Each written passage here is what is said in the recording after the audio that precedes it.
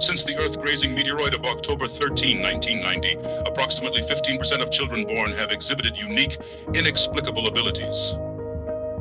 Superpowers. As the 2000s ushered in the era of superhumans, the world was thrust into political and social upheaval. Governments debated endlessly over how to deal with something so utterly unprecedented. While leaders squabbled, those born with powers grew into them. Some were raised as living deities, idolized and adored. Others were feared, rejected, and branded as monsters. In the United States, everything changed on March 2010. A troubled young man with the ability to generate massive explosions destroyed half the White House from outside the visitor fence. Hundreds perished. And though the president survived, the shockwaves, both literal and political, were immense. In response, the president issued the clampdown executive order. Within 96 hours, a national state of emergency was declared. The National Guard and cooperating law enforcement swept across the country, rounding up superhumans for documentation and forced tattoo-based identification. Those deemed too dangerous were imprisoned. The extremist faction praised this as the best method to ensure public safety, but the nation and the world saw it for what it was: a violation of civil liberties. The president was impeached. The clampdown order was rescinded. Trials were held, but the damage had already been done. A generation's faith in government was shattered. Many superhumans scarred by persecution turned inward, learning to rely only on themselves.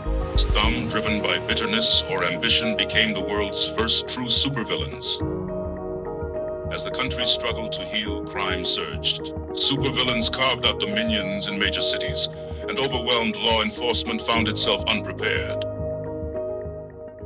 It was during this dark period that something new emerged: heroes. Vigilantism began to rise. The first confirmed case was in 2016, when New Jersey's notorious drug lord Contraband was discovered tied to a chair outside the Jersey PD, a laptop full of damning evidence beside him. Similar stories trickled through the media. Anonymous justice, quiet and swift. But the press refused to use the word hero. By 2020, individuals across the nation began adopting heroic identities, some with noble intentions, others seeking fame. Many were quickly arrested or injured or worse. But a few early names began gaining public attention: Pinball, Blue Man, and the dynamic duo Rebel and Bounty. That changed with the rise of Ultramax. Charismatic, immensely powerful, and incorruptible, Ultramax emerged at a time when California was under the shadow of crime lord Mr. Ivory, a man so influential he rigged an election and won the governorship. Through relentless investigation, Ultramax and the California Super Defense Force uncovered the plot. Vote machine tampering powered by a young superhuman electrostatic, hired by Mr. Ivory. After a dramatic trial and a failed assassination attempt, thwarted again by Ultramax, justice was served. By 2025, the U.S. government had established a task force cooperating with both superhumans and law enforcement. This development drove the villains to organize. Those that had worked to keep their powers secret and their ambitions quiet now saw themselves under increased threat of exposure.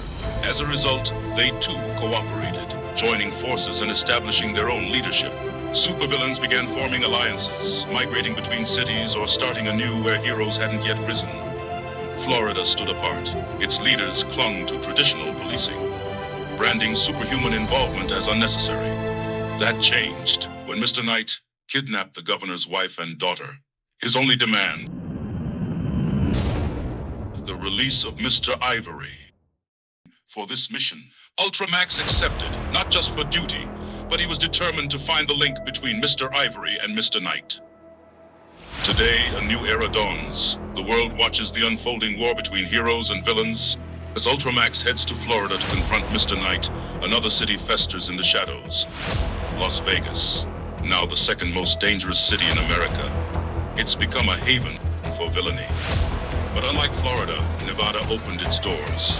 Their message to the nation is clear: heroes are needed. With the world's greatest hero away, the question remains: who will answer the call?